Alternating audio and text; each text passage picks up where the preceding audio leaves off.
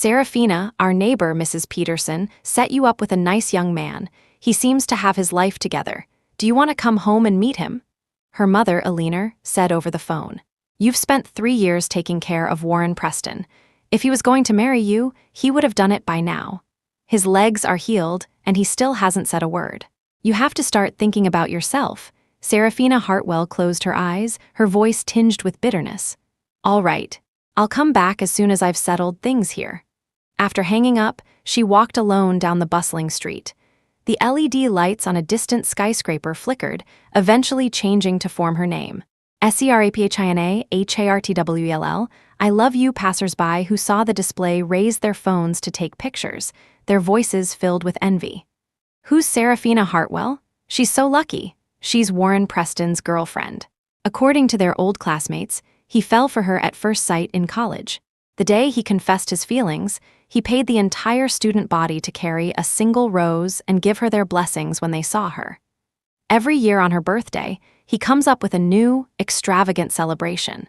Last year, it was a drone light show, and the year before, he made headlines at a Christie's auction, bidding an astronomical sum just to get a jewelry set she admired. If it weren't for the car accident that paralyzed him 3 years ago, they'd probably be married by now. Thank goodness his surgery was a success. We might get to witness the wedding of the century. At the center of the conversation, Serafina's gaze was clouded and unreadable. She glanced at a scar on her hand and froze. Warren's affection for her had been real, and the love she'd given in return was just as genuine. When he was paralyzed and bedridden after the car crash, she had defied her family's objections to care for him for 3 whole years. She learned massage techniques from doctors and bought obscure medical textbooks, determined to try anything, no matter how slim the hope of him walking again was. No matter how emotionally volatile Warren became after the accident, sometimes even hurting her unintentionally, she never once thought of leaving. Everyone envied their story of mutual devotion. They all said the first thing Warren would do after he recovered was marry her. But what no one knew was that the man they saw as deeply devoted, Warren Preston, had another woman hidden in his heart. His childhood sweetheart, Victoria Vance. Even the car crash that had paralyzed him was a result of him speeding, trying to catch one last glimpse of Victoria at the airport before she left the country. And for every day Serafina had spent by his side during his rehabilitation, he had written an email across the ocean, every word a testament to his longing for another. A self-deprecating glint flashed in Serafina's eyes, yet she couldn't help but recall the details she had once believed were proof of his profound love. The restorative soups he'd brew for her by hand when she was on her period, the one-of-a-kind custom fireworks display. The way he would get jealous if she so much as glanced at another man, begging her to keep her eyes only on him. Every move he made had seemed to radiate love, but only after giving him her whole heart did she learn it was all a lie. Serafina forced a smile, walking distractedly into an upscale restaurant. A waiter greeted her warmly, but Warren was a step ahead, pulling out her chair like a gentleman and pouring her a glass of water. During the meal, he thoughtfully cut her steak. Noticing how pale her lips were, he draped his designer jacket over her shoulders. But no matter how exquisite the food, to Serafina, it tasted like ash. Suddenly, the restaurant plunged into darkness. A single, faint candlelight slowly moved toward her. A waiter approached with a small cart bearing a beautifully crafted cake and a bouquet of blood-red roses. Another one of Warren's little surprises. Warren took the roses, placing the bouquet in her arms with a smile in his eyes. He set the cake before her and said softly, "Make a wish." Facing the flickering candles, Serafina closed her eyes and made her 25th birthday wish. She wished that she and Warren would never see each other again. This year's wish wasn't as long-winded as in previous years. When she opened her eyes, Warren hadn't had time to put his phone away. He was texting someone, the smile at the corners of his eyes and brows impossible to hide. "What did you wish for?" Seeing her eyes open, he casually placed his phone face down on the table, his gaze fixed on her. His pupils reflected a tiny version of her, as if she were the only one he had ever seen. Serafina avoided his gaze and began to speak slowly. "I want..." Before the word breakup could leave her lips, a shrill ringtone interrupted her. Warren shot her an apologetic look, spoke a few words into the phone, and then said with a guilty expression, Serafina, you head home first. There's an urgent meeting at the office. With that, he gave her hand a reassuring pat, got into his car, and sped away, leaving her alone in the romantically decorated private room. Was it really a meeting at the office, or a date with someone else? Serafina watched his retreating back, a cynical glint in her eyes. A waiter holding a cake knife asked tentatively, "Miss Hartwell, would you like the cake now, or should I have it packed for you?" Serafina lowered her gaze and stood up. "Don't bother boxing it up, just throw it away." The 4 years of misplaced love, she was taking it all back. On the way back to the villa, Serafina's phone buzzed incessantly with provocative texts from Victoria Vance. A picture showed Warren, shirtless, his eyes filled with post-coital satisfaction. "How do you like my birthday present?" Surprised, Serafina locked her phone with a blank expression. Ever since Victoria had returned to the country, Warren had started coming home late more and more frequently. He always used work as an excuse, and she, like a fool, had believed him. She would even stay up to make him a late-night snack, refusing to sleep until he was home. It was after one of those nights that she received the first text of this kind. A suggestive photo from a bedroom, accompanied by the caption, "His technique is so much better than the first time. It was like opening Pandora's box." A stream of messages, sent every few days, unraveled the truth behind what she thought was a sweet love story. "You really think Warren fell for you at first sight? He was just angry with me because he saw someone else confessing their feelings to me. Don't think you can marry him just because you took care of him for 3 years. In his eyes, you're just a carer." She had thought her heart was numb, but the pain still wrapped around it like thorns, making it hard to breathe. Serafina blinked back the stinging in her eyes, composed herself, and managed to fall asleep. But her dreams were haunted by details of her love with Warren, causing her to sob in her sleep, finding no peace. "Serafina, what's wrong?" A familiar voice woke her, gently wiping the tears from the corners of her eyes. Serafina opened her eyes and, seeing it was Warren, subtly moved away from his touch. "It's nothing. Just a nightmare." A flash of pain crossed Warren's eyes. He pulled her into his arms, murmuring reassurances. "It's just a nightmare. None of it is real." But the cloying scent of perfume on him was very real. Serafina's lips curled into a scornful smile as she gently pushed herself out of his embrace. Warren looked at her calm face, and for some reason, his heart skipped a beat. "Come back to the family estate with me today. Grandfather has been asking about you." Serafina was silent for a moment. In the 3 years she had cared for Warren, Arthur Preston had always been kind and considerate to her.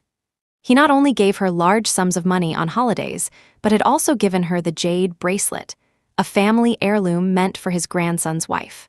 Seeing her nod, Warren planted a lingering kiss on her neck. His eyes filled with joy as he watched her change and pick out jewelry. When they arrived at the estate, Warren was impeccably attentive, opening her car door and gently guiding her into the main hall with an arm around her. "Mrs. Gable, is the calming soup ready?" Because Serafina hadn't slept well, Warren had called ahead to the estate and asked Mrs. Gable, the housekeeper, to prepare the soup. The warm soup was brought out, and he lifted a spoonful to her lips. With so many people watching, Serafina paused for a moment before obediently drinking it. Arthur Preston, seated at the head of the table, shot a glare at his grandson for the shameless display of affection before calling Serafina over with a benevolent smile.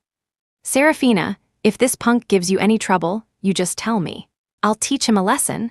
He then turned to Warren with a stern warning. "When you were paralyzed, even your own mother nearly gave up on you. Don't you forget who stood by you and helped you with your rehabilitation. Serafina is half the reason you can stand here today." Warren's eyelashes trembled as he looked at the quiet, beautiful, and graceful Serafina standing beside his grandfather. Her devotion had always been something money couldn't measure. Without her, Warren didn't dare imagine if he could have survived that dark period. He smiled and promised, "Don't worry, grandfather, I'll always be good to her." Arthur Preston nodded in satisfaction.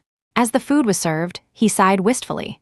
"I wonder if these old bones of mine will ever get to see a great-grandchild." The other relatives chuckled and offered pleasantries, filling the room with a cheerful atmosphere. Suddenly, a cloyingly sweet voice came from the doorway. "Grandpa Preston, I'm here to see you." Serafina tilted her head slightly and saw Warren, beside her, stiffen as if frozen in place. So, Victoria Vance had arrived. Arthur Preston's eyes lit up. He not only had a seat added for her, but also affectionately patted her shoulder and chatted with her like family. I practically watched you grow up, you know? It's been a few years, but you've only gotten more beautiful. How long are you planning to stay this time? You must keep me company. Victoria hugged Arthur's arm, cooing, I'm not leaving this time. I'll come and see you every day from now on. You better not get tired of me. Arthur let out a hearty laugh. You've always loved to run around. I bet you're staying for some young man. If you've got your eye on someone, just tell your grandpa. I'll back you up, Victoria smiled shyly, her gaze lingering on Warren as her red lips parted slightly. All right, let's eat, Warren said, his brow furrowed as he cut her off. He avoided Victoria's blatant stare and turned to put food on Seraphina's plate. The atmosphere at the table was exceedingly harmonious. Arthur even reminisced about funny childhood stories of Warren and Victoria, sending the table into peals of laughter. Seraphina mechanically chewed her food. Even though Warren didn't spare a single glance for Victoria across the table, she could still feel the undercurrents flowing between them. Her chopsticks slipped and fell. As she bent down to pick them up, she saw a shocking scene under the table. Victoria was hooking Warren's leg with her stiletto heel. Only when Seraphina bent down did Warren hastily pull his leg back. Is the food not to your liking? He asked, concerned when he saw she had stopped eating. It's fine. I just feel a little nauseous. Seraphina averted her gaze, unwilling to look at Warren's affectionate face any longer. She couldn't understand how he could flirt with another woman under the table while being so caring toward her. Grandpa Preston, I'm feeling a little dizzy. I think I'll go rest for a bit, Victoria announced abruptly, rising and casting a disdainful glance at Seraphina. Of course, I've had your old room kept clean. Go get some rest. Not long after Victoria left the table, Warren glanced at his phone and stood up as well. He brought Seraphina a plate of fruit. Something urgent came up at the office. I'm going to the study to handle it. You stay here and keep Grandpa company. We'll go home together later. Arthur watched the interaction between his grandson and Seraphina, nodding in satisfaction. Of all the people in the Preston family, Seraphina respected the kind yet authoritative Arthur Preston the most. She suppressed the urge to leave and patiently chatted with the old man. When he grew tired, Mrs. Gable helped him back to his room. The others in the hall dispersed, leaving Seraphina alone in the vast, empty space. She sat in her chair, closed her eyes, took a deep breath, and then walked toward the third-floor bedroom. Warren wouldn't be in the study on the second floor. Sure enough, a few feet from Victoria's private room on the third floor, she could hear the blush-inducing moans and gasps from within. The housekeepers generally avoided the third floor when someone was resting. Seraphina couldn't believe their audacity. Downstairs, a happy family dinner was taking place, while upstairs they were carrying on a blatant affair. Inside the room, Victoria's face was flushed. She panted softly, nestled in Warren's arms. Warren, am I not good enough? Why won't you give me a proper title? Warren's expression was dark and unreadable. Seraphina took care of me for 3 years. I can't betray her. You chose to leave back then. You didn't even come back when you knew about my accident. Why have you returned now? Victoria planted a tender kiss on his Adam's apple. The moment I found out you were with her, I regretted it. I shouldn't have been so stubborn with you. Is it too late now? Warren, who was always so gentle and polite in public, let out a low curse. Soon, the sounds of a woman's helpless sobs filled the room again. Outside the door, Seraphina's face was deathly pale. She fiercely wiped away a tear and turned to leave. It was late, and no one at the estate noticed Seraphina had left. She walked alone under the dim streetlights, trying to hail a cab, but the estate's remote location meant no drivers were willing to accept the ride. With a bitter smile, Seraphina began to walk slowly along the road. Suddenly, a motorcycle roared past and struck her. A sharp, searing pain shot through her ankle. The palms of her hands and her knees were scraped raw by sharp gravel, a bloody mess. The rider didn't even look back. Seraphina sat on the ground for a long time before slowly getting up. She had only limped a few steps when the screech of tires sounded behind her. A man rushed out and swept her into his arms, the panic on his face seeming genuine. Seraphina, I've been looking all over for you. How did you end up here? And you're hurt this badly? As he spoke the last sentence, Warren's face turned cold, suppressing a torrent of rage. He wordlessly placed her in the car and told the driver, "To the hospital." The day had been too stressful. Serafina fell into a deep sleep in the car. When she woke up, she found herself back in the familiar villa, her wounds properly treated. She touched the clean white bandage on her ankle, a sarcastic smile playing on her lips. She didn't understand what Warren was thinking. If he only felt gratitude toward her, why pretend to care? Mrs. Miller, the housekeeper, came in with a bowl of porridge. Watching Serafina eat with delicate sips, her voice was full of admiration. "Mr. Preston is so good to you. As soon as he found out who hit you, he had his lawyers sue them. He even put the word out that anyone who messes with you is making an enemy of the entire Preston Corporation." Serafina froze for a second, then lowered her eyes as if she hadn't heard. After all, she was still his girlfriend in name. Warren was probably just trying to avoid gossip. Before long, Warren returned, holding a cake box that required a 3-hour wait in line. "Serafina," he said, his gaze gentle, "I couldn't eat cake with you last time. Let me make it up to you and celebrate your birthday again." He then produced a beautifully wrapped gift box containing a dazzling diamond necklace. After fastening it around her neck, he asked casually, "Didn't grandfather give you a spot in the art and calligraphy competition yesterday?" It was a highly prestigious competition. Arthur Preston, knowing Serafina had studied painting for over a decade, had saved the recommendation spot for her. Serafina nodded, not understanding, only to hear Warren say, "Give the spot to Victoria. She's better suited for this competition than you are." A chill rose from the bottom of her heart. Serafina looked up in disbelief. "On what grounds?" Warren kissed away the tear at the corner of her eye, his voice filled with an unshakable certainty. "You've been at home for over 3 years. No matter how skilled you were, your talent has surely faded. But Victoria hasn't put down her paintbrush for a single day while she was abroad." Serafina clenched her fists so tightly her nails dug into her palms. She bit her lip until the taste of blood filled her mouth. Because she had to care for him while he was paralyzed, she had no energy to create detailed paintings. And now, that was being used as the reason to give her spot to someone else. So, the diamond necklace around her neck was nothing more than a form of compensation. She wiped away her tears and suddenly laughed out loud. "Fine, give it to her." Warren breathed a sigh of relief, but when he saw the look of finality in her eyes, his heart jumped. He quickly tried to soothe her in a low voice. "You have me. You don't need to participate in some competition. I've always seen Victoria as a sister. She's not you. I couldn't bear to see you lose sleep for days on end over a painting." Serafina let out a soft laugh and pushed the cake aside. "I got tired of this bakery's desserts a long time ago. You don't need to buy them for me anymore." Warren was stunned. He wanted to say something, but a phone call came in, and he had to leave in a hurry. Serafina sat quietly for a moment before rising and opening the door to her art studio. She had once painted many portraits of Warren.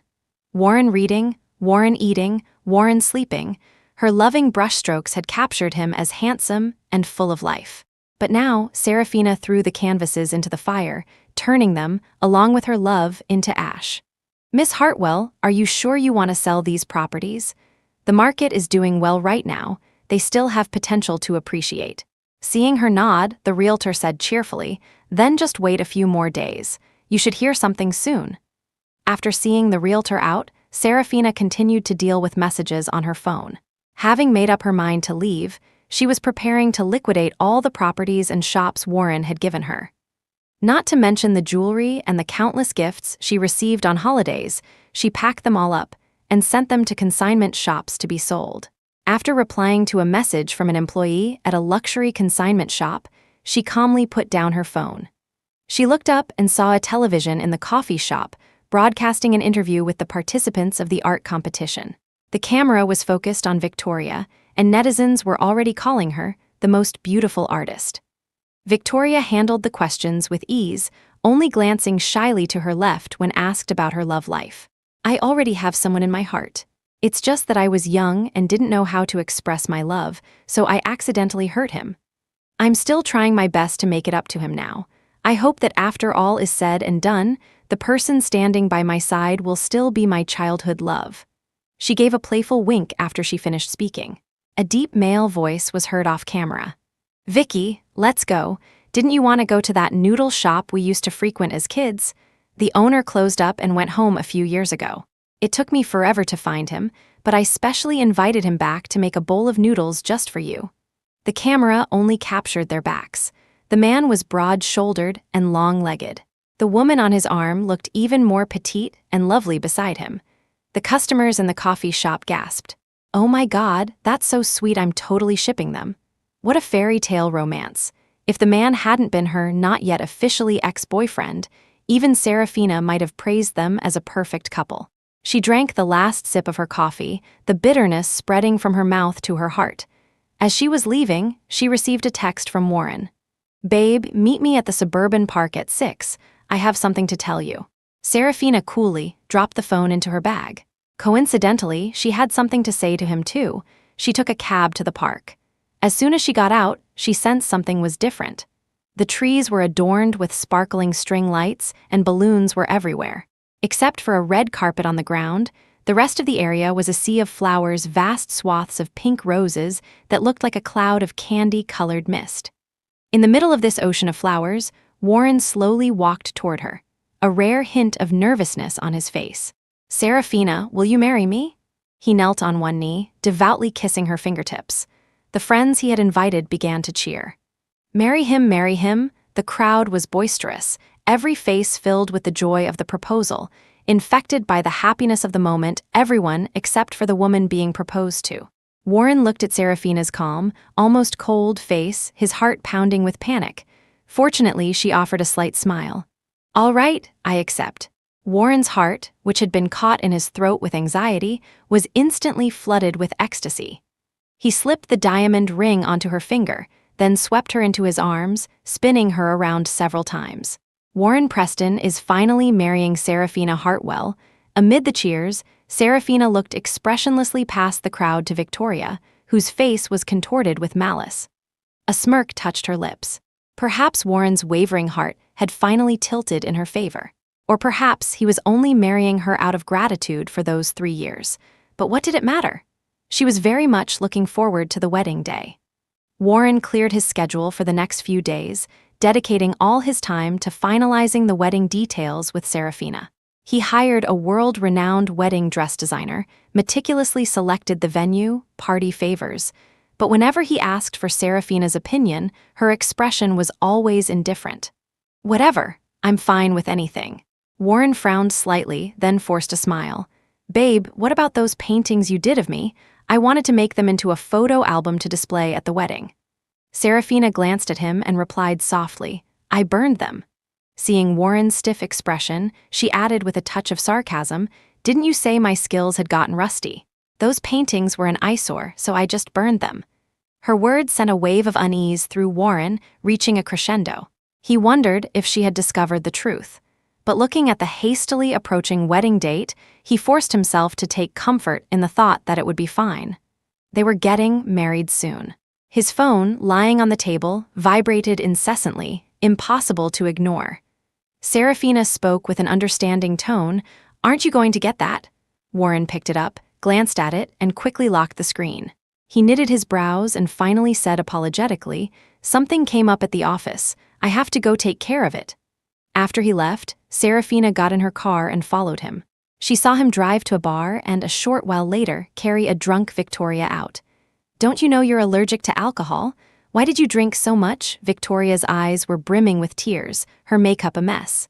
"And what about you? Didn't you say you never wanted to see me again? What are you doing here now?" She pushed at him weakly. "Go, just go." Warren took a deep breath. He shook off Victoria's hand, but when she started crying about her regrets, he froze.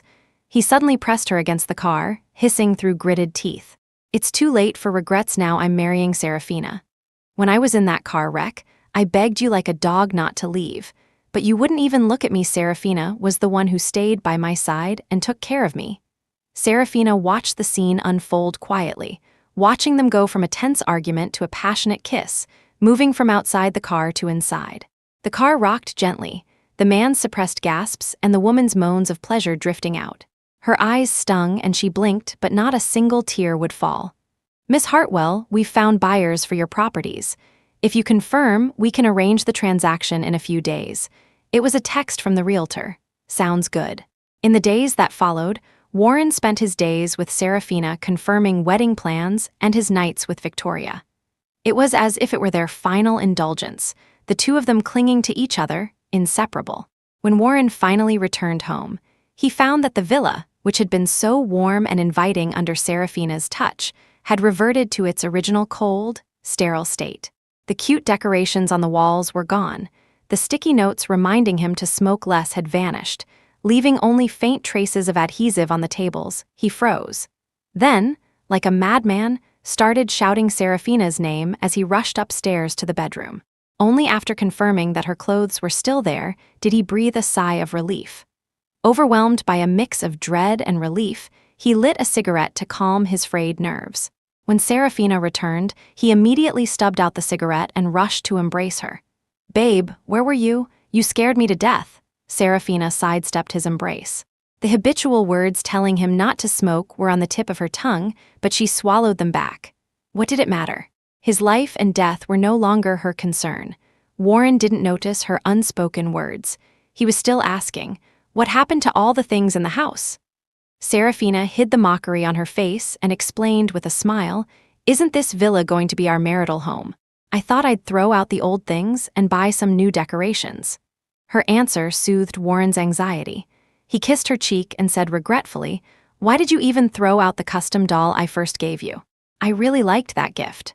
Serafina lowered her eyes, her hands clenched into fists, nails digging into her palms. She had really liked the gifts he gave her, too. On her phone's still-lit screen was a picture Victoria had sent, a pregnancy test with 2 distinct lines. Guess who he'll choose? Me or you? A few days before the wedding was Arthur Preston's birthday. He threw a grand party, inviting many influential people. In the main hall, he stood with his cane, smiling as he had Serafina stand to his right, with Warren on his other side. "Everyone," he said, raising his glass, "today is a day for celebration. Not only for my old man's birthday, but also to celebrate my grandson's upcoming wedding," he introduced Serafina to the crowd. "As you all know, 3 years ago, Warren had a terrible accident. If it weren't for Serafina, I don't know what would have become of the Preston family. Serafina, on behalf of the Preston family, I'd like to propose the first toast to you." Serafina politely declined. While in the crowd, Victoria's eyes were bloodshot, her hand gripping her glass so tightly it nearly shattered. Suddenly, she swapped her juice for a glass of hard liquor and shot a provocative glance at Warren.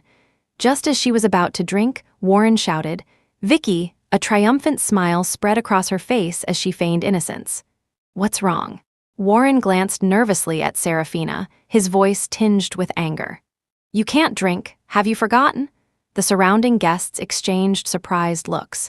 Even from a distance, they could feel the ambiguous tension between Warren and Victoria. They cast sympathetic glances at Serafina. The murmurs grew louder, though some tried to laugh it off. Warren and Vicky grew up together. They're like brother and sister. Brother and sister? Serafina scoffed. She'd never seen a brother and sister with a relationship quite like that. "Grandpa Preston, I have something to tell you," Victoria said, clutching her stomach. That's enough." The old man slammed his cane on the floor. "We'll talk about this later. It's not urgent." He didn't spare Victoria another glance, instead leading Serafina away to mingle with the guests. Serafina played the part of the true Preston granddaughter-in-law, accompanying Arthur. As she smiled and toasted with others, she saw Victoria slip out a side door from the corner of her eye. A moment later, Warren followed. When they reappeared, Victoria's lipstick was smudged, her face flushed with passion. After the party, Warren had the driver take Serafina home first. Not long after they had driven off, Serafina said she'd forgotten something and used it as an excuse to return to the Preston estate. Back at the estate, everyone was busy, and no one noticed her quietly standing outside the study. Inside, the family had just learned of Victoria's pregnancy, and a fierce argument had erupted.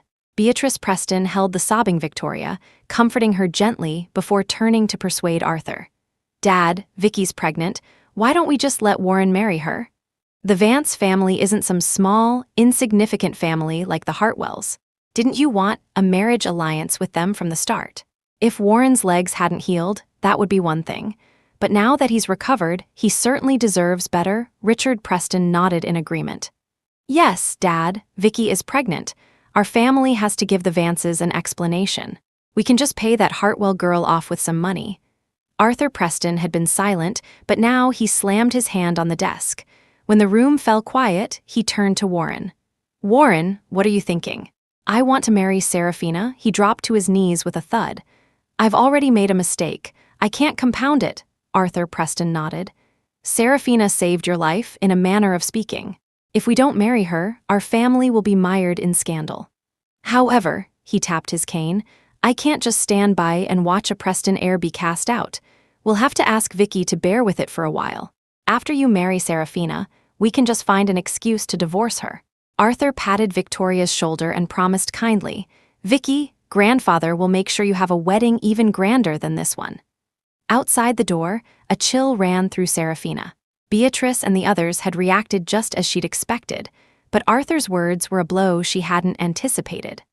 The one and only granddaughter-in-law, the support, the approval it was all a lie, unwilling to hear anymore, she stumbled out of the Preston estate. "Let's go back," she told the driver. The driver nodded and headed for the villa. Suddenly, a fierce wind kicked up, and a torrential downpour began.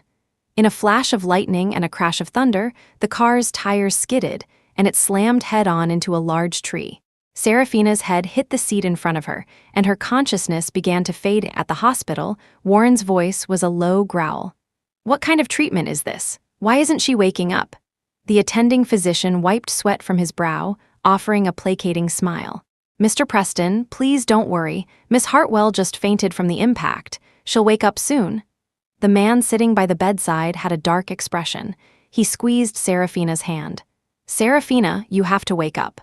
You promised to marry me. As long as you wake up, I'll do anything you ask. I promise." His promise was cut short by a knock on the door. Victoria entered the room holding a pregnancy report, her hand resting happily on her stomach. "Warren, look, our baby is so healthy." Warren's voice was icy. "What are you doing here? Didn't I tell you not to appear in front of Serafina again? Don't you miss your baby and me?" Victoria shot a resentful glare at the unconscious Serafina on the bed before turning to coo at Warren. "I wonder if the baby will look more like me or you." Her words touched him. He did want a child, but unfortunately, Serafina had never become pregnant.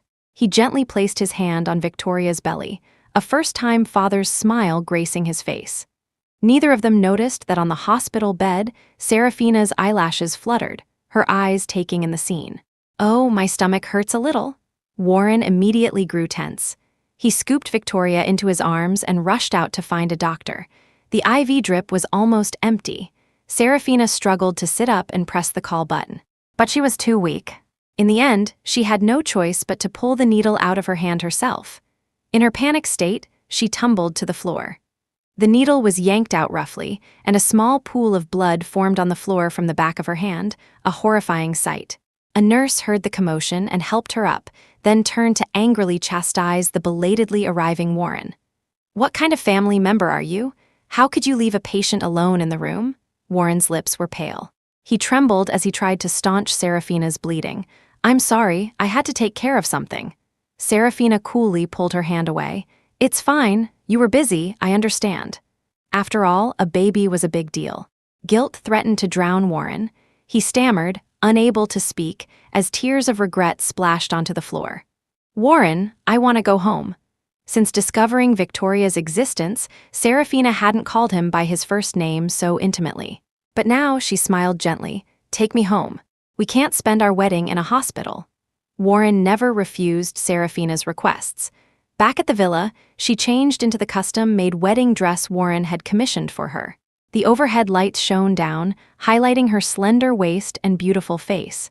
The dress itself was magnificent, its skirt sparkling under the lights as if sewn with stars. "Is it beautiful?" Serafina asked softly. "Beautiful?" Warren was so mesmerized he didn't dare blink, afraid that if he closed his eyes, the Serafina before him would vanish like a dream. He had been with Victoria when Serafina had her fitting, so he hadn't been there. This was the first time he had seen her in a wedding dress, and she was as beautiful as he had imagined. "Warren, in my hometown, there's a custom that the bride and groom can't see each other the day before the wedding. If you break the tradition, the marriage will be unhappy for a lifetime." Hearing this, Warren said solemnly, "Don't worry, I promise we'll be happy for a lifetime." He kissed her lips tenderly, but she turned her head away. He merely thought she was tired and didn't pay it much mind.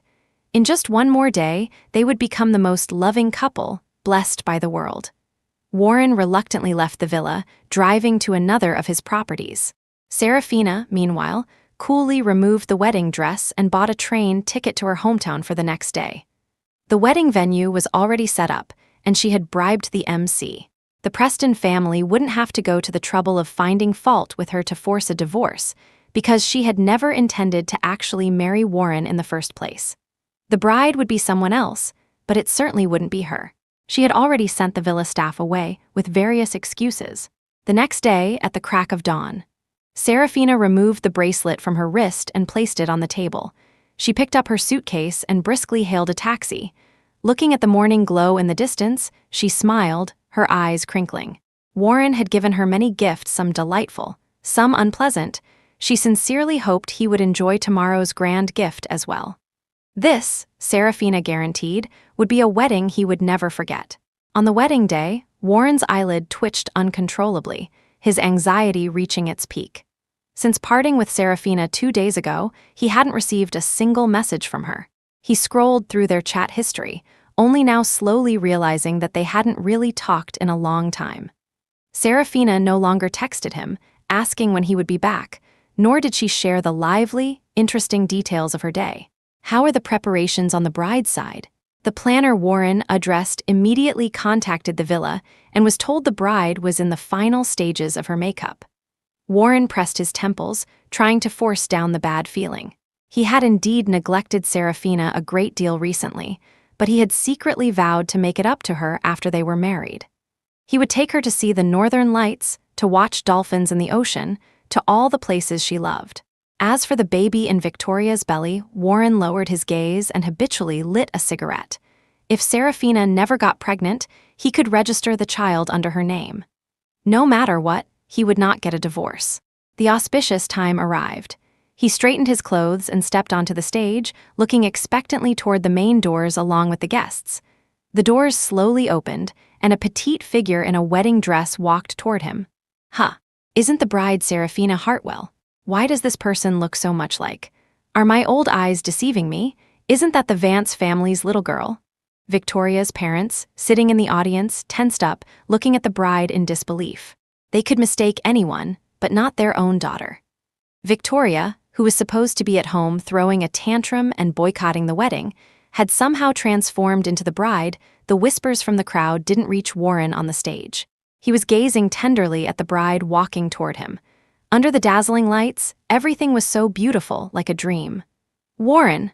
A soft, shy voice pulled him back to reality, and his expression changed in an instant. "What are you doing here?" Faced with Warren's furious growl, Victoria flinched but then lifted her chin confidently. "It was always supposed to be me, don't you remember? You said when we were kids that you wanted me to be your bride when we grew up." Warren stared coldly at the woman before him. She wasn't as tall as Serafina, nor as slender. To fit into the gown tailored for Serafina, she was wearing 10-centimeter heels, and the bodice was so tight it left red marks on her chest, her flesh squeezed together. He looked away in disgust and muttered, "A poor copycat," then his gaze froze on Victoria's wrist. The jade bracelet Arthur Preston had given to Serafina, the symbol of the Preston family's granddaughter-in-law, was being worn brazenly by Victoria.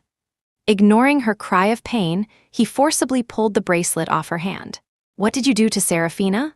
Panic and rage filled Warren's heart. He threw off his jacket and rushed off the stage, pulling out his phone to frantically call Serafina. But there was no answer. Victoria stood alone on the stage, drowned by the murmurs of the crowd. She bit her lip in frustration, nearly crushing the bouquet in her hands. Just as Warren was about to drive off to find Serafina, Arthur Preston could take no more. He slapped his grandson across the face. "Enough," he hissed. "Haven't you embarrassed us enough? We have to go through with this now. You get back up there and marry Victoria." Arthur threatened Warren with his shares in the company, forcing him back onto the stage to cut their losses and give the Vance family an explanation. Under the glaring white lights, Warren's eyes were vacant. The MC's mouth opened and closed, likely saying words of congratulation, but he couldn't hear a single one. Only when Victoria shyly said, "I do," did he snap out of his daze. Serafina was supposed to be standing there, but he didn't even know where she was. He caught Arthur's threatening gaze and the unfriendly looks from Victoria's parents. Finally, he closed his eyes, a single tear falling from the corner as he choked out, "I do too." The MC smiled and raised the microphone. "Please turn your attention to the big screen and witness the happy memories of the bride and groom." Victoria tensed. The last thing she wanted at her wedding was for the guests to see memories of Serafina and Warren. She whispered urgently, "Don't play it, this is fine," but the MC just gave her a strange look. "Isn't this what the bride requested we play?" As they spoke, soothing music began to play, but it was jarringly mismatched with the explicit content on the screen. Every text Victoria had sent to Serafina was projected onto the big screen, including their passionate bedroom photos, the video of them kissing outside the bar, and the recording of the Preston family's scheme in the study like water hitting a hot oil pan. The guests' chatter erupted with a buzz. "I knew there was something fishy about the last-minute bride swap. So the Preston boy and the Vance girl were hooking up all along. We all saw what Warren looked like when he was paralyzed. Serafina Hartwell was the Preston family's great benefactor, and they just cast her aside like this. That hypocritical old man Arthur Preston makes me sick. I'm not staying for this farce." An elderly Mr. Wang was the first to leave, and seeing this, others felt there was no reason to stay either. They shook their heads, and one person, unable to contain his anger, even spat at Warren on the stage before leaving in a huff. Arthur, Richard, and Beatrice tried to stop them, but they were only met with cold glares. Dejected, Arthur raised his cane and brought it down hard on Warren's back. "You disgrace, I've never been so humiliated in my entire life. The Preston family's reputation is completely ruined because of you." Blow after blow landed squarely on Warren's body, a few even hitting his legs. But he felt no pain, his mind a chaotic void. So, Serafina had known all along. He thought he had hidden it so well, but it had all been exposed right under her nose. Among the sordid images on the screen was a miscarriage report. On the very first day Victoria had sent her texts, Serafina had gone to the hospital without hesitation and terminated their pregnancy. He gasped for breath, feeling as if he were drowning, suffocating under the weight of his own emotions. A searing pain shot through his leg. He lost his balance and stumbled to the ground. Warren could no longer hear the commotion around him. He didn't even know that Arthur had collapsed from a stress-induced heart attack. Richard and Beatrice frantically called an ambulance to take the old man away, and Victoria was taken home by her parents. The once lavish and romantic wedding venue was now a chaotic mess, with only the pathetic, kneeling figure of Warren left. A staff member took pity on him and approached. "Mr. Preston, everyone has left. What would you like to do?" Before he could finish, he saw Warren force himself to stand and limp away, driving off. His figure was desolate, a picture of despair and ruin. After the chaotic wedding, Arthur Preston was hospitalized from the shock, and Victoria, under the title of the Preston family's granddaughter-in-law, moved brazenly into the family estate. Warren lived alone in the cold villa. He had lived there for 4 years, but this was the first time he felt out of place. It felt too empty, too cold. When Serafina was still there, she always decorated the house to be warm and bright. There were always fresh flowers she had cultivated herself on the table, and cute sticky notes on the mirror reminding him to be less angry and to smoke less.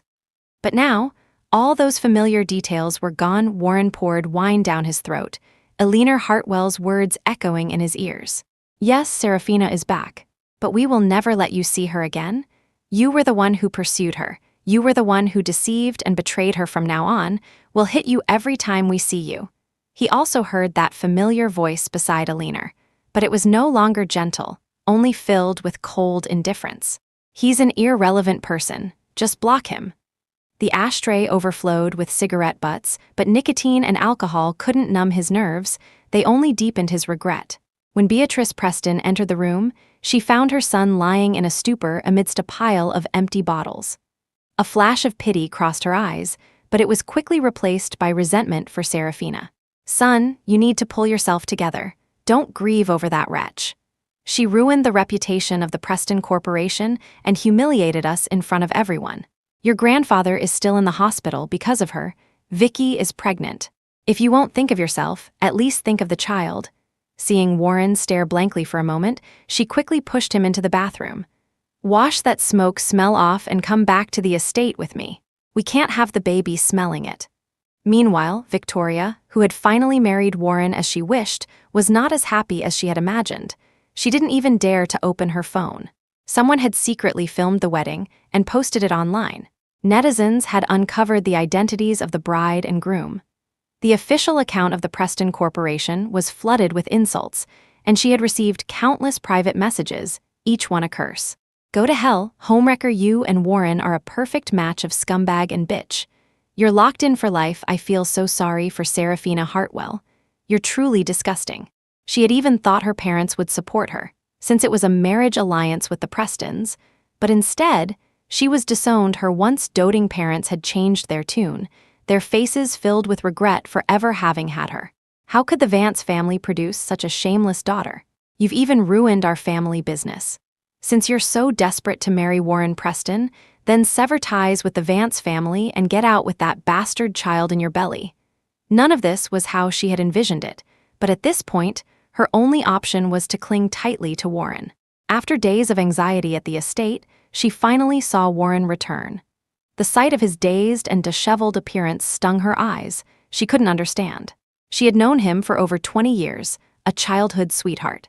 How could that not compare to Serafina's mere 4 years of companionship? Besides, Serafina had only helped him a bit when he was paralyzed.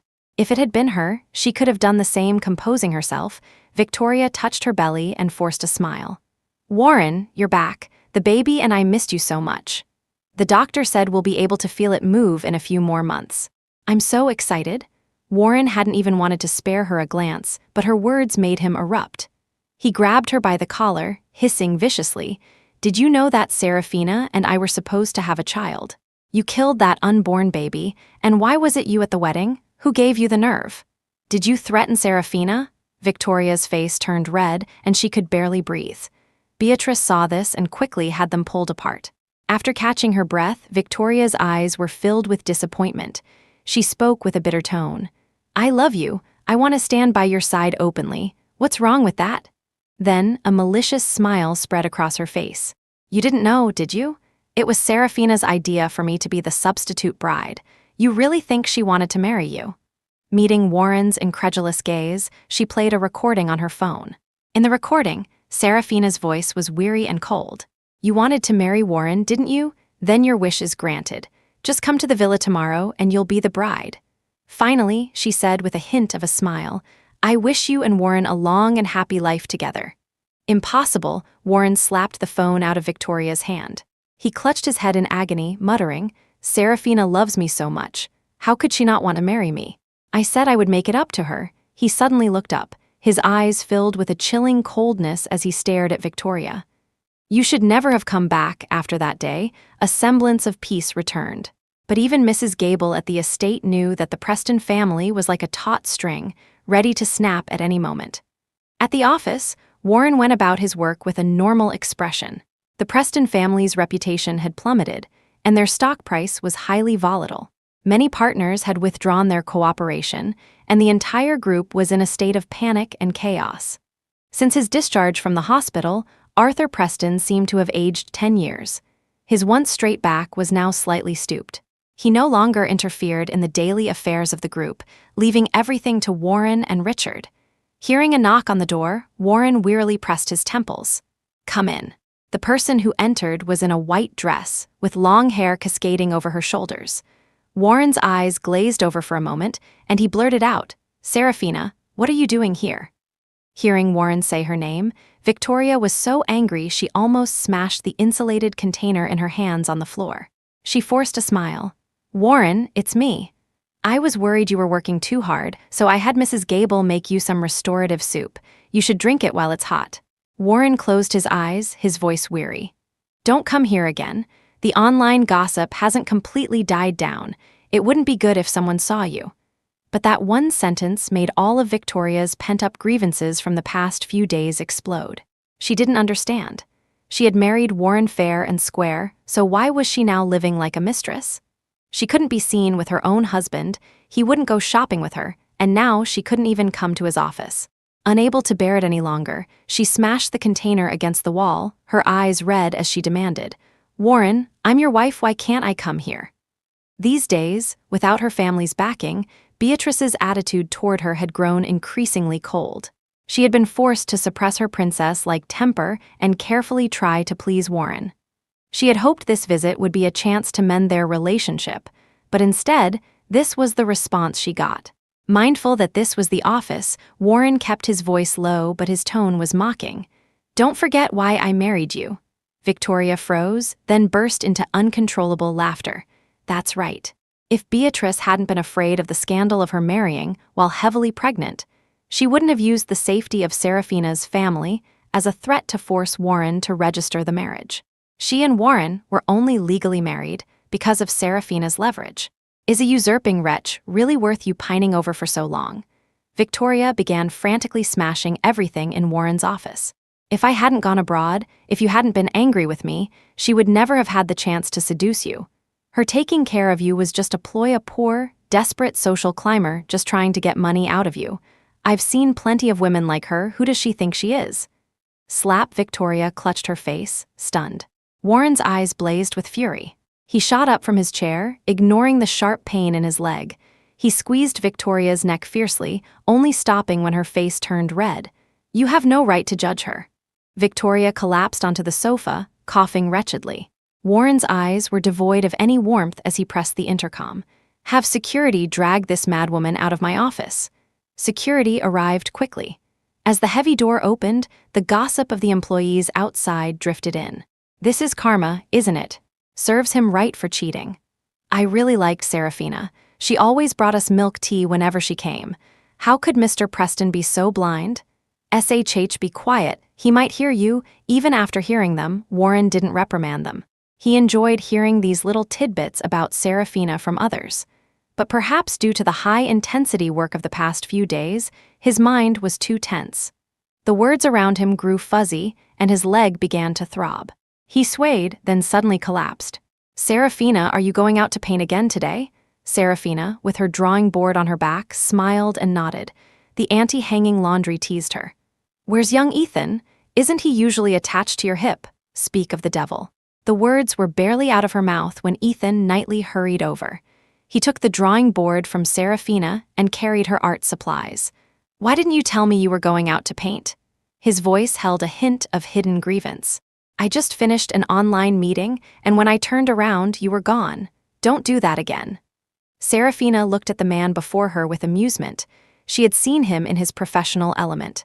He was decisive when giving tasks, and his interactions with subordinates were a mix of authority and coldness that inspired both awe and loyalty.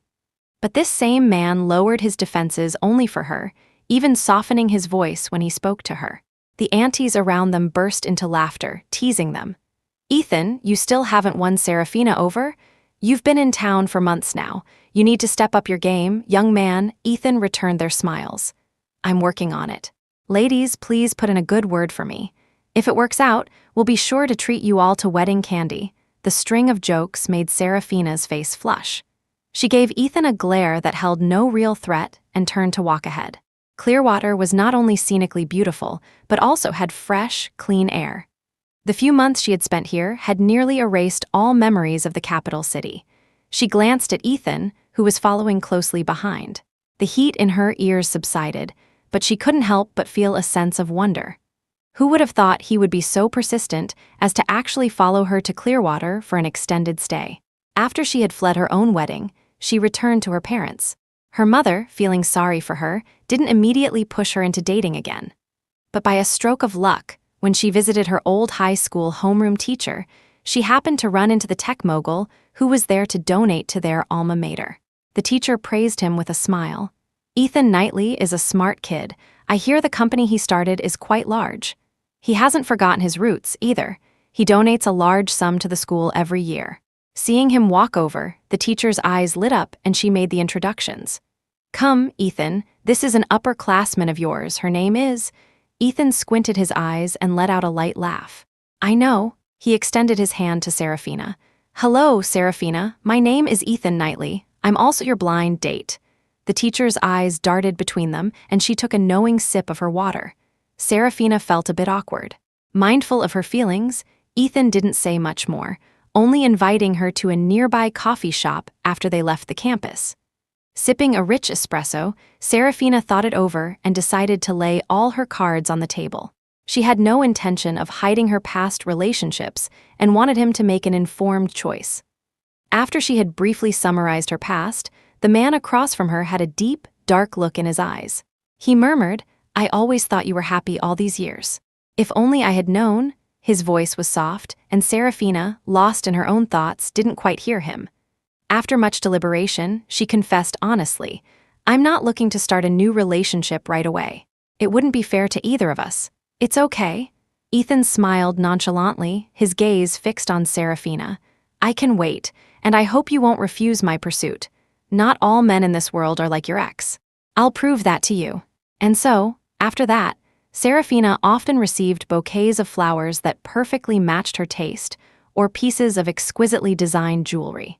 She and Ethan visited art galleries together, and she was surprised to find that the seemingly artless man could offer insightful critiques of the artwork. They also explored the snack street near their old school, and in terms of taste and values, they were incredibly compatible. For Serafina, this relationship was moving too fast. She needed time to clear her head.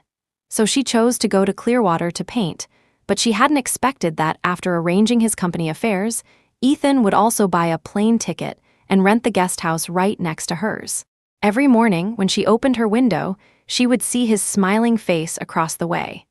Just like now, as she painted the sea of clouds in the distance, awestruck by the magnificent sunset, she didn't notice that she, with a paintbrush in hand, was the one and only view in Ethan's eyes. Early one morning, Serafina woke up to find breakfast already on the table. It was a local specialty, rice noodles, from a shop that was a half-hour drive from the guest house. Next to the noodles was a bouquet of freshly picked wildflowers tied together with a string. Though not as exquisitely wrapped as from a florist, it had a unique, rustic charm. She lowered her eyes, her heart like a calm lake rippled by a single stone. "Let's eat together." Serafina called Ethan over from next door and divided the noodles into 2 bowls. She had merely liked a video recommending the rice noodles while scrolling through social media yesterday, and the observant man beside her had remembered. A dozen hours later, that very bowl of noodles from her saved videos was on her dining table. After the meal, she set up her easel to paint as usual, while Ethan took out his laptop for remote work. Even without conversation, a quiet, warm atmosphere enveloped them. Serafina's phone pinged with a notification for a new follower. She opened her social media account and saw that the new follower's username was a simple, blunt W. After checking the IP address, she immediately knew it was Warren. Serafina frowned. When she first returned to her parents, Warren couldn't reach her by phone, so he tried calling her parents instead. After being scolded by them a few times, he changed tactics and started sending gifts to her house. Her parents, of course, refused them, sending back the expensive supplements and luxury gift sets untouched. After several attempts, Warren seemed to have finally given up on these gestures that he thought were affectionate, but were actually just a nuisance.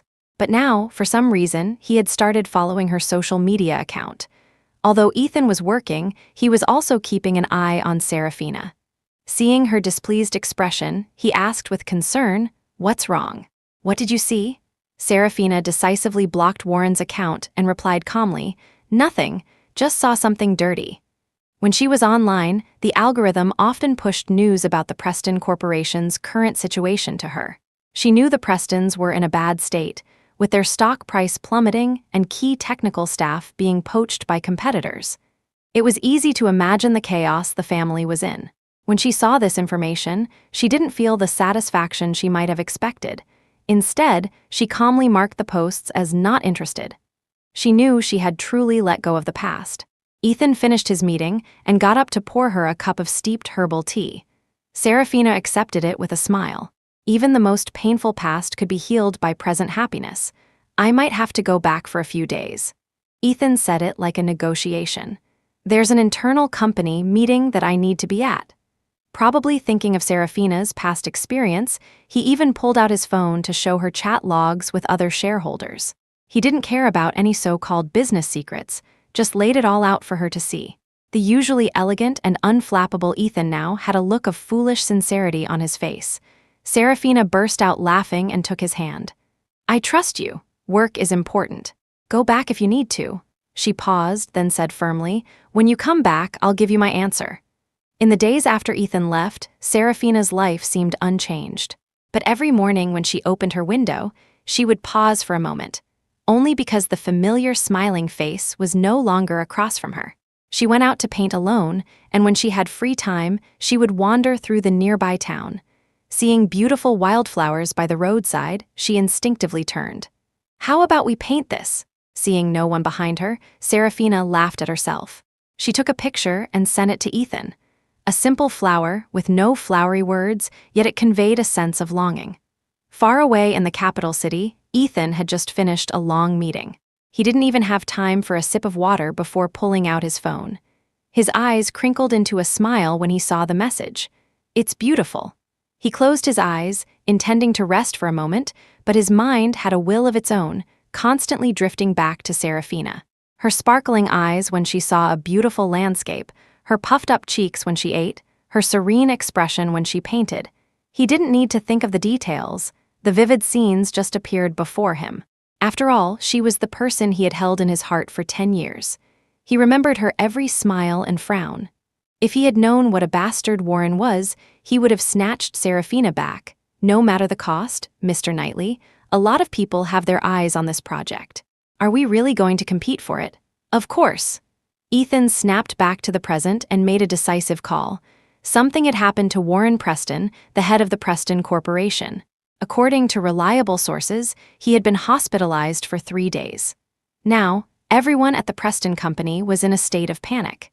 Anyone with any ability was actively looking for a new job, afraid the company would go bankrupt. Their competitors were eyeing the Preston Corporation's projects, all wanting to tear off a piece of flesh from the family and get a slice of the pie. Ethan was one of them.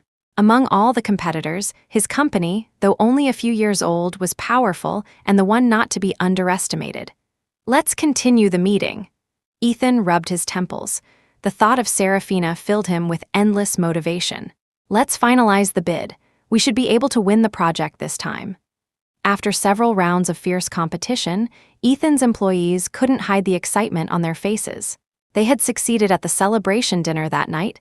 The private room was filled with people drinking and chatting, every face beaming with joy and satisfaction. Only Ethan remained calm, checking his phone from time to time. He was anxious, but his face showed no sign of it. It had been almost 5 hours since Serafina said she was going into the mountains to paint, and she hadn't replied to him. It was getting late. Ethan tried not to let his mind wander, but he was still worried. "Serafina, please just send a message back." As if in answer to his prayer, a notification finally popped up on his phone, but it was a news alert. Heavy rain in Clearwater recently. A landslide has just occurred in the eastern region. Ethan shot up in alarm, startling the employees around him. Their boss, though young, was usually inscrutable. This was the first time they had seen him look so pale. "Book me the next flight to Clearwater," Ethan instructed his secretary with a grim expression. He didn't even grab his coat as he rushed out. "To the airport, now." The driver complied immediately, driving with a skill he had never known he possessed. On the plane, Ethan's eyelid was still twitching. He took a deep breath. For the first time, 3 hours felt like an eternity. The moment he landed, he hailed a cab to Serafina's guest house. Outside, a storm raged, mirroring the turmoil in his heart. He prayed that Serafina was already down from the mountain, safe and sound in the guest house. But when he arrived, she was nowhere to be found. The fear that his worst guess might be true made it hard for Ethan to breathe. He wiped his face and rushed outside, only to bump into someone. "Ethan, what are you doing back now?" Through the curtain of rain, he saw her face filled with concern. He threw all restraint and propriety to the wind, pulling Serafina into a tight embrace. Realizing what had happened, Serafina explained gently, "A house at the foot of the mountain was destroyed. I went to volunteer, and I must have dropped my phone somewhere." "I'm sorry, Ethan. I didn't mean to make you worry." The overwhelming joy of having her back safe washed over Ethan. He let out a muffled laugh and, on impulse, said, "Let's get married." The words were barely out of his mouth when he realized how inappropriate it sounded. He was about to say he was joking when he heard a sweet voice by his ear. "Okay," Ethan froze. He looked at her in disbelief, meeting her determined gaze. It took him a long moment to process it before he burst out laughing. A love at first sight from 10 years ago had finally been reciprocated. It wasn't until the next day that Ethan had calmed down slightly. A thought occurred to him, and he casually brought it up. "On my way back to the capital, I overheard some people talking. They said Warren Preston can't walk again." He watched Serafina closely, afraid of missing even the slightest change in her expression. But Serafina showed no reaction, as if Warren were a complete stranger. "He deserves it," she commented coolly. "What? Complications?" Beatrice Preston shed her usual mask of an elegant socialite and shrieked at the doctor. "My son's surgery was a success. How can there be complications? Do you know this is a critical time for our family? Can you bear the responsibility for a misdiagnosis?" The doctor frowned. He hated dealing with unreasonable family members, but he explained patiently, "We informed the family of the potential risks. Although the probability of complications is low, it's not zero.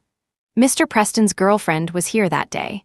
I remember she consulted me multiple times after his discharge on how to avoid complications in his daily life." The doctor turned to look at the visibly pregnant Victoria. "Miss Hartwell, didn't you take a lot of notes, huh?" The doctor, who had been focused on the patient, hadn't paid much attention to the pregnant woman. But now, looking closely, he realized the person by Warren's side was not the Miss Hartwell from before at all. Victoria uncomfortably used her hair to hide her face. She had already heard the nurses whispering. "That's not Miss Hartwell, is it? These rich people, just a bunch of ungrateful jerks. She looks so spoiled. I doubt she can do a tenth of what Miss Hartwell did." Lying in the hospital bed, Warren slowly opened his eyes. Once again, he couldn't feel his legs. The painful memories he had tried so hard to forget came rushing back. "Will my son's legs get better?" Looking at Beatrice's anxious face, the doctor sighed. "I can't be sure. Let's take the patient home to recuperate for now. Once his vitals are stable, we can try another surgery." "Mr. Preston," the doctor instructed him, "remember, no smoking or drinking. And you must do your physical therapy on time to prevent muscle atrophy." "Write it down," Beatrice glared at Victoria. "Go ask the doctor about the rehabilitation methods. Why do I have to remind you of everything?" Victoria suppressed her irritation and followed the doctor to his office, but she could still hear Beatrice muttering behind her, "Can't even do this one simple thing. Useless, not like Serafina." She clenched her fists but felt helpless. Times had changed. She had lost her parents as her biggest support and now had to rely completely on the Preston family to survive. If she could get Warren to walk again, like Serafina did, and with the baby in her belly, the Prestons would have to take her seriously. Maybe she could even show her parents her value and win back their support. With this resolve, hope rekindled in her heart. In the hospital room, Warren's face was pale, his expression listless. Beatrice wiped away tears as she couldn't help but complain, "You'd already quit smoking and drinking, hadn't you? When did you start again? And your legs, why didn't you protect them?" Warren stared at the pure white walls of the room. Remorse turned into thousands of sharp needles, ruthlessly piercing his heart. He hadn't been without hesitation before choosing to betray Serafina and get with Victoria. Victoria was the unattainable white moonlight of his youth. At first, he just wanted to catch up with her. But as they spent more time together, he felt a long-lost sense of thrill and excitement. Victoria was coquettish and wild. She took him clubbing, and even though she was allergic to alcohol, she would drink with him. Life is for living. You used to love drinking so much, your liquor cabinet was full of famous brands. Why did you become so obedient just because someone told you not to drink? She wasn't as rigid and dogmatic as Serafina, who would forbid him from doing anything the doctor advised against. Serafina would only refuse him gently. "No, you can't do any strenuous exercise right now. You need to protect your knees." Or she would suddenly show up when he was out with his friends. "Warren can't drink right now. I'll drink this one for him." That gentleness felt suffocating, and his friends even labeled him as whipped. He wanted a breath of fresh air, so he naturally accepted Victoria's invitations, one after another.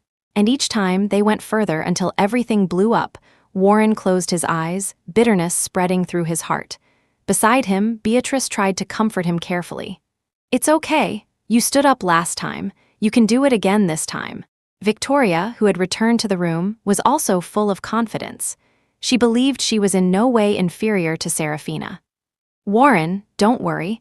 I'll definitely help you recover." Neither of them noticed the suppressed frustration in Warren's eyes, nor his tightly clenched fists.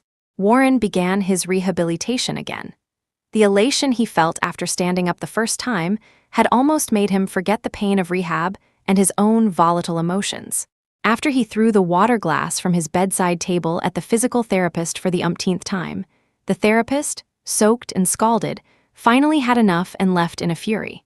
"Mrs. Preston, you'd better find someone else." She held out her arm, which was covered in bruises from being hit by objects and blisters from being scalded by hot water. "No amount of money is worth this job. I'm afraid I'll take the money but won't live to spend it." Beatrice felt no guilt. Instead, she retorted angrily, "I pay you such a high salary, you should just take it. If you won't do it, plenty of others will. You really think our family can't do without you?" The therapist efficiently packed her things and sneered, "Your family is notoriously difficult to work for in our circle. Go ahead and hire someone else. I'd like to see who can last a month in your house." Beatrice watched the therapist leave, her chest heaving with anger. She muttered curses like "little bitch" under her breath, but her hands were already typing a message to the butler. "Hire another live and physical therapist."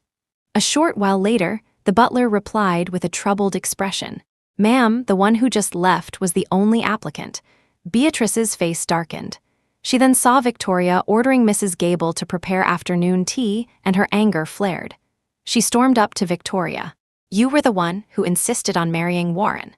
Now your husband is lying in bed, and you have the nerve to be enjoying yourself." She shooed Victoria upstairs. "Go take care of him." Victoria clutched her stomach and reluctantly went upstairs. After Warren was discharged, she had confidently taken over his care for a few days, but she quickly started complaining and backing out. She had never expected that a paralyzed Warren would be so ill-tempered. If anything was not to his liking, he would curse and yell, and once he almost hurt the baby in her belly. Not to mention having to bathe him, massage his leg muscles, and push him in his wheelchair to get some sun and fresh air. Victoria had been raised as a pampered princess. When had she ever done such menial work? She had finally managed to use her pregnancy as an excuse to get Beatrice to hire a therapist. But who would have thought that in just 2 weeks, Warren would have driven the person away? Opening the door, she cautiously glanced at the half-reclining Warren, then picked up a bowl of porridge to feed him. She had no patience, simply thrusting the spoon toward his mouth as if completing a task. "Eat." Having just vented his anger, Warren was indeed hungry. He tried a sip and found the porridge was cold. His temper flared, and he instinctively compared the woman before him to Serafina. If it were Serafina, she would have checked the temperature of the porridge before feeding it to him. She would have also prepared water for him, afraid he might get thirsty. She wouldn't have a long face like Victoria, but would always be smiling gently, a sight that could lift anyone's spirits. Warren twitched his fingers and suddenly flipped the bowl over. The thick porridge splattered everywhere on the quilt, the floor, and even on Victoria's face. Victoria closed her eyes and let out a hysterical scream. "Do you know how much trouble it is to clean this up? I have to help you to the bathroom to bathe, and I have to lift you into the wheelchair. Do you have any idea how hard that is?" She called for Mrs. Gable to clean up the mess and, ignoring Warren's look of utter disappointment, went out to find some peace and quiet. Beatrice heard the commotion from downstairs. Seeing the disheveled Victoria, she couldn't help but scold her. "You can't even do this one simple thing. What are you good for?" Serafina used to take care of Warren so well, making him comfortable and content. She did it so effortlessly, yet you complain and make excuses. "If it weren't for the fact that you're pregnant, I would have." Victoria bit her lips so hard she nearly drew blood, barely suppressing the resentment that threatened to spill out. She hung her head and walked into her own bedroom without a word. And in his room, Arthur Preston, who was aware of everything but chose to ignore it, let out a deep sigh. The news of Warren's second paralysis was leaked to the media, causing a huge stir online. Unlike the gloating netizens, the shareholders of the Preston Corporation were eyeing the company's control. Richard Preston practically lived at the office, busy from dawn till dusk. Beatrice was also frantic, wishing Warren could stand up that very second. "Hurry up and help him with his rehab." Victoria, who was given the task, looked troubled. "I don't know how." "If you don't know, then learn." Beatrice had found a thick medical book from somewhere. If Victoria hadn't dodged quickly, it would have been thrown at her. "Read the book or go consult a doctor." Victoria flipped through a few pages and closed the book, forcing a smile. "This book is so technical. I studied art. How am I supposed to understand it?" Beatrice couldn't control her anger and yelled, "Serafina could understand it, why can't you?" She went to the hospital every few days to talk to the doctors. "Why can't you?" Victoria's resentment finally boiled over. Serafina, you compare me to her in everything. You were the one who held my hand and wanted me to be your daughter-in-law. You were the one who made Warren marry me. If you miss Serafina so much, then go get her back." From his wheelchair, Warren watched this farce with cold eyes. He rolled his wheels, picking up the book from the floor. The pages were filled with medical jargon he couldn't understand, but in the margins, there were neat, elegant handwriting filling the blank spaces with notes and thoughts. "This method is good. I'll try to persuade Warren to try it next time. So there's a technique to massage. I'll go ask the doctor tomorrow. You can do it. Serafina, you can do it. Warren, there's still hope of standing up. We can't give up." Besides these dense notes, she had also used a pen to circle and underline key points. Warren's tears soaked the pages, blurring the ink. It was only then that he clearly understood what he had lost, that gentleness had never been a cage woven for him, but the essential sun and rain of his life. "Get out, all of you, get out." He frantically spun his wheelchair, smashing everything in the room. Antique vases and ornaments were pushed to the floor, shattering into useless fragments. Fruit was thrown against the walls, leaving conspicuous stains. Beatrice watched her crazed son, backing away in fear. She accidentally bumped into Victoria behind her.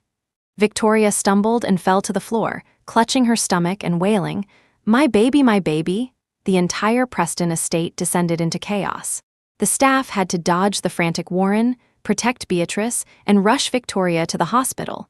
The chaotic scene ended with Warren falling out of his wheelchair, his body covered in cuts from the broken shards on the floor. Enough, Arthur Preston finally couldn't bear the farce any longer. He stood up, stooped, and slammed his cane heavily on the floor.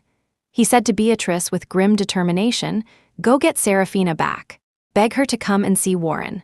At that moment, Serafina, who had just returned home, was blushing as she introduced Ethan Knightley to her parents. Her parents were all smiles, their eyes crinkling with delight. Ethan, dressed in a formal suit, sat stiffly on the Hartwell sofa. He took out the gifts he had bought and arranged them neatly on the table.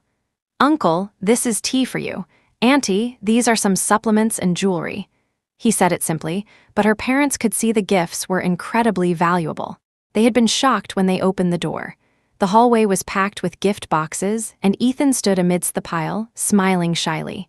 The neighbors who saw it couldn't help but tease, "Old David, you found a great son-in-law." "I saw his car.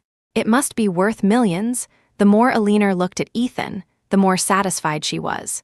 She not only warmly invited him to stay for dinner, but also set a date for the parents to meet. After dinner, Serafina linked her arm with Ethan's, her heart filled with a mix of sweetness and anxiety. Compared to her 4 years with Warren, she had only really been with Ethan for a few months. Things were moving too fast. A 4-year relationship could be betrayed. What about a few months? As if he knew what she was thinking, Ethan ignored the bustling crowd on the street and pulled her into a tight embrace. "Serafina, my feelings for you are not just a matter of a few months." Serafina looked up in confusion and felt him place a tender kiss on the top of her head. In the distance, Beatrice, pushing Warren's wheelchair, cursed, "That harbinger of ruin after destroying our family, she's latched onto someone else." From his wheelchair, Warren stared in disbelief, his hands gripping the armrests so tightly his veins bulged. His Serafina was letting another man kiss her. Beatrice led her entourage to block their path. She said haughtily, "Come back to the Preston estate with me.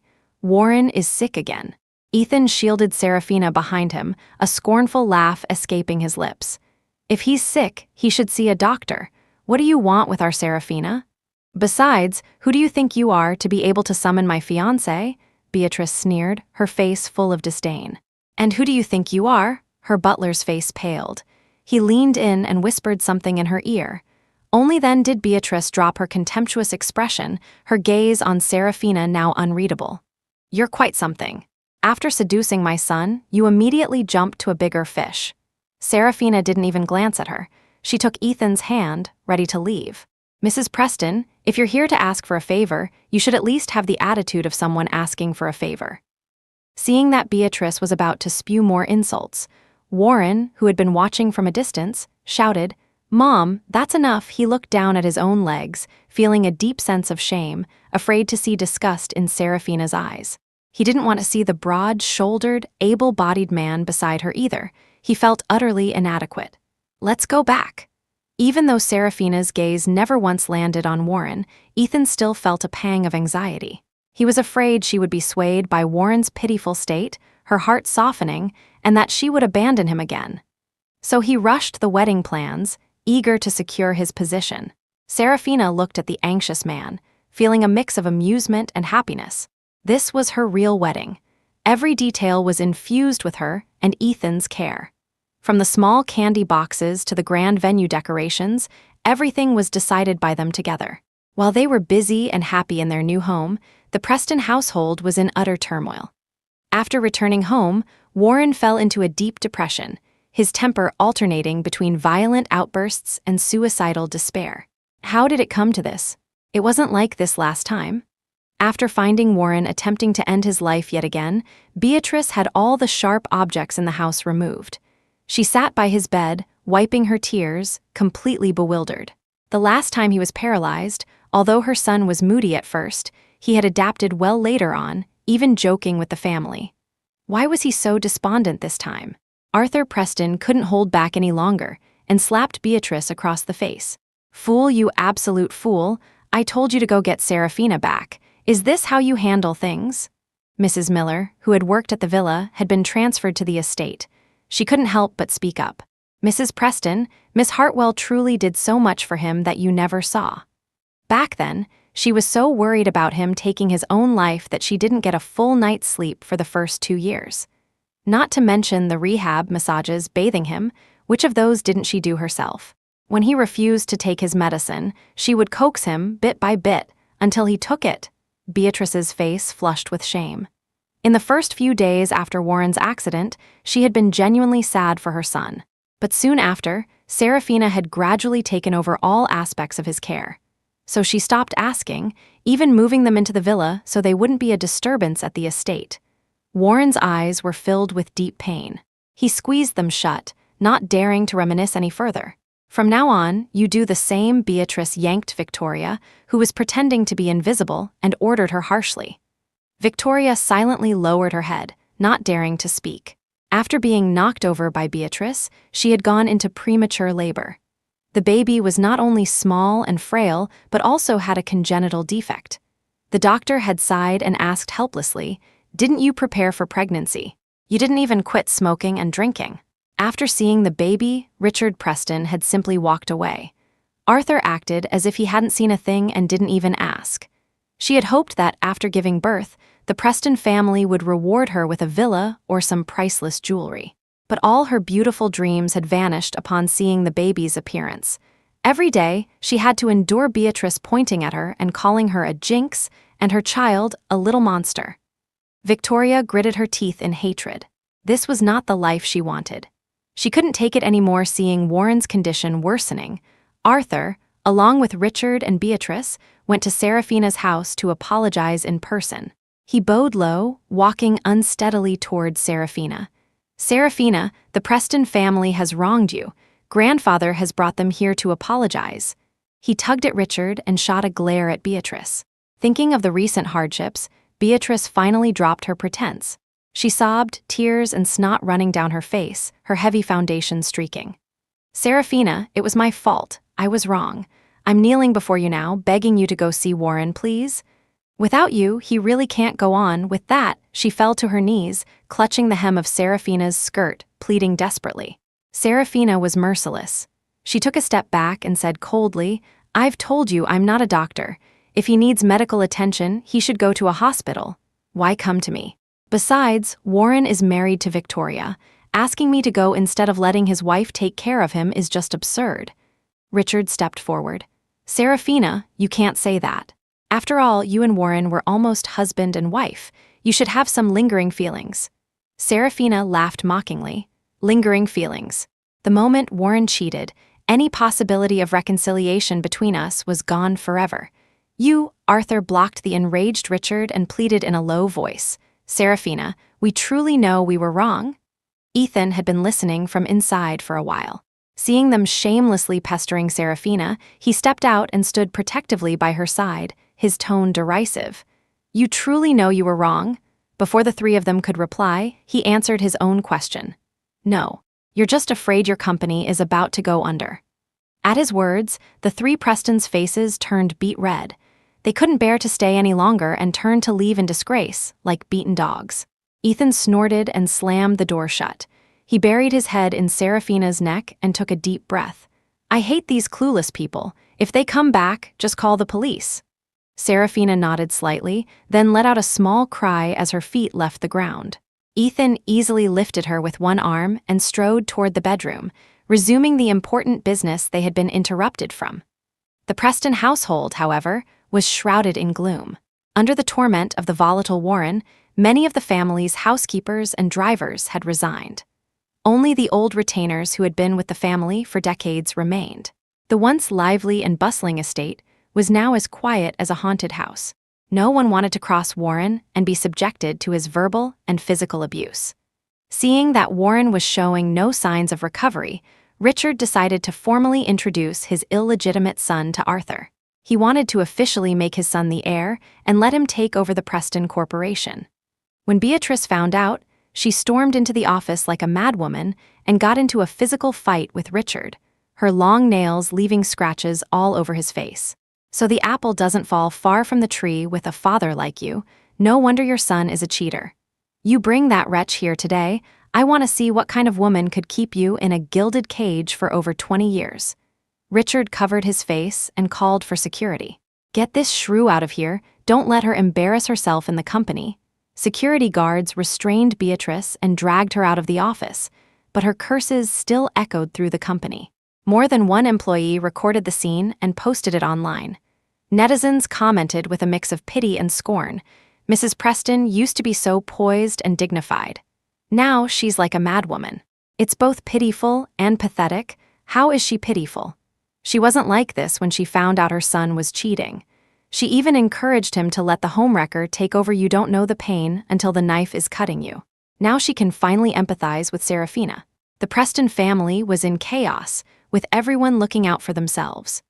No one noticed that Victoria had been out of sight for a while, nor did they notice that valuable items were disappearing every few days. Warren had no heart for these domestic trifles. His only source of joy and pain now was having someone push his wheelchair so he could secretly follow Serafina. Ethan's company was busy these days, so Serafina had arranged to go shopping with her college roommates.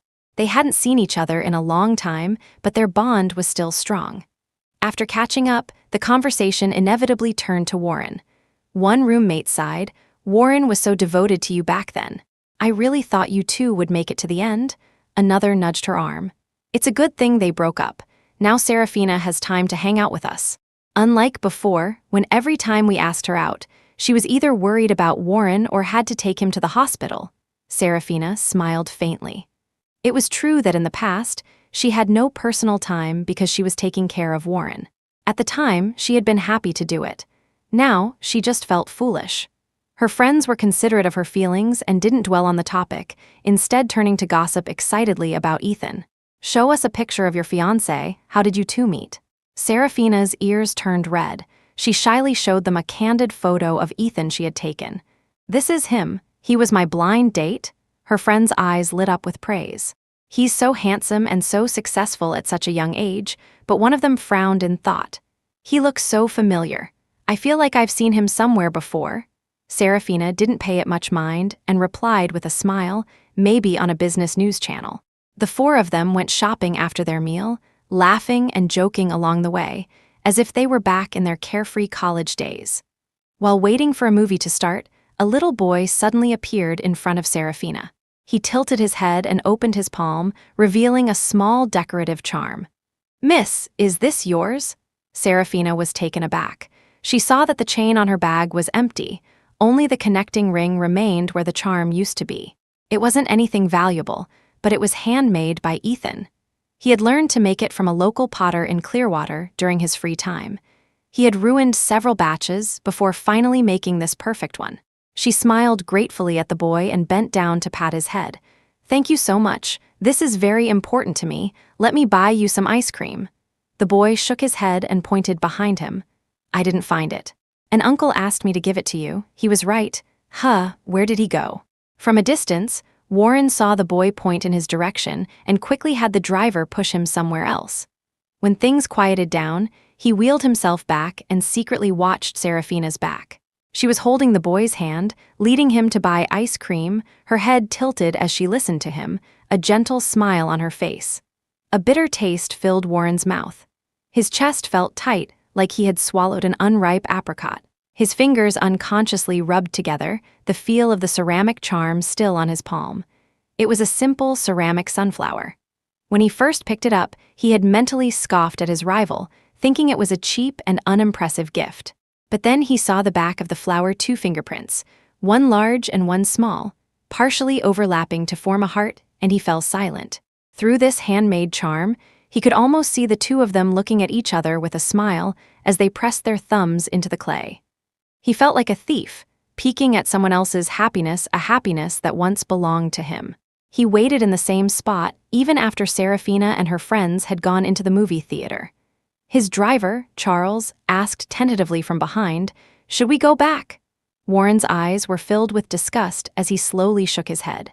The Preston estate was in constant turmoil these days. Richard's mistress and his illegitimate son had moved in openly. Beatrice, in her 50s, had reignited her youthful fighting spirit, determined to win back her husband's heart. Arthur Preston feigned illness and refused to leave his room, no longer wanting to deal with the mess. He suddenly remembered Beatrice hysterically blaming him a few days ago. "Our family was ruined by your wedding. Actually, it had nothing to do with the wedding." From the moment he cheated, the facade of a harmonious, loving family had slowly been stripped away. Everyone in the Preston family, including himself, had their hypocrisy and selfishness exposed. The crowd pouring out of the theater at the end of the movie finally startled Warren out of his thoughts. He had Charles push him to a secluded spot, where he greedily watched Serafina's back through the crowd. Serafina was pulled out of the mall by her roommates. She asked, confused, "What's wrong? Why are you all being so mysterious?" Her roommates exchanged a smile but didn't explain. It was evening, and the sky was filled with a brilliant sunset, as if twilight had torn the clouds to shreds, scattering millions of glowing scales across the heavens. Everyone stopped to admire the beautiful scenery, but even more so, the man in the center of the square holding a large bouquet of gardenias. Serafina stared, stunned. Ethan was in a formal suit, a visible trace of nervousness on his face.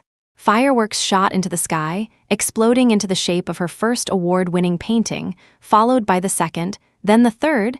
It was a fireworks art exhibition just for her. Ethan cleared his throat. "The last proposal was too rushed. I wanted to do it formally this time." He looked straight at Serafina. "Will you marry me?" Her answer was to throw herself into his arms, tears streaming down her face. No words were needed. Everyone present applauded for them. In an unnoticed corner, Warren covered his face, sobbing silently. So this was what she looked like when the person she loved proposed to her. "Is he still following us?" Ethan adjusted his position, allowing the woman in his arms to sleep more comfortably. The driver glanced in the rearview mirror at his young boss's cold expression and replied in a low voice, "He's still behind us." Ethan let out a soft tusk. After the driver had smoothly pulled over, he gently opened the car door and stepped out with his long legs. The car that had been following them at a distance also stopped. Ethan walked straight up and pulled open the rear door. He looked at Warren with hostility. "What are you doing following us?" Warren looked up numbly. "I just wanted to see her, to say a word to her." Ethan sneered, all traces of the gentle man he was with Serafina gone. His dark suit made him seem incredibly imposing. What right do you have to see her? What do you want to say to my fiancé? He glanced disdainfully at Warren's legs, his voice mocking. You can't even stand up. What makes you think you're worthy of my Serafina? Seeing Warren's face grow even paler, he grabbed his collar and threatened in a low voice. A good ex-boyfriend knows to stay out of her life. Otherwise, I don't mind getting my hands dirty in your family's mess. Ethan then turned to the Preston family's driver, Charles. Please make sure to get Mr. Preston home safely, and don't let me see you again. After releasing his collar, Ethan flicked his hand in disgust. In the car, Serafina was still sound asleep.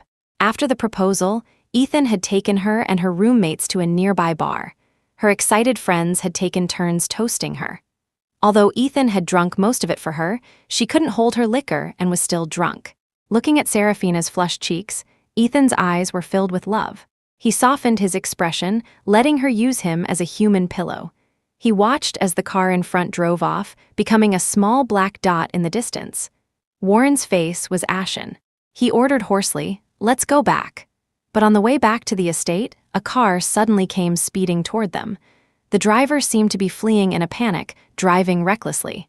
Charles swerved to avoid it, but the oncoming car didn't react in time and crashed head-on into a tree. And the person in the passenger seat, now in critical condition, was none other than Victoria. When Victoria's parents received the news, they rushed to the hospital, wailing. My pampered daughter was perfectly fine when she married into your Preston family. How could you treat her like this? You have to give me an explanation, Victoria's mother. Her eyes red, repeatedly questioned Beatrice.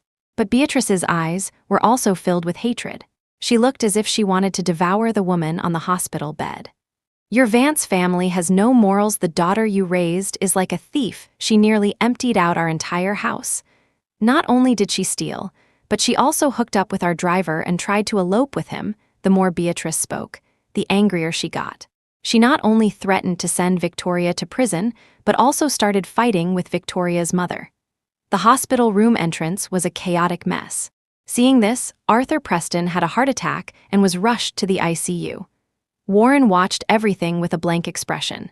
He saw the suppressed smile on the illegitimate son's face and saw Richard and Victoria's father arguing in a corner. Both were trying to use Victoria's situation to their advantage, to get the other to concede something, but their argument went nowhere. One wrong step, and every step after was wrong. He dejectedly returned to the villa where he had once lived with Serafina and swallowed a handful of sleeping pills.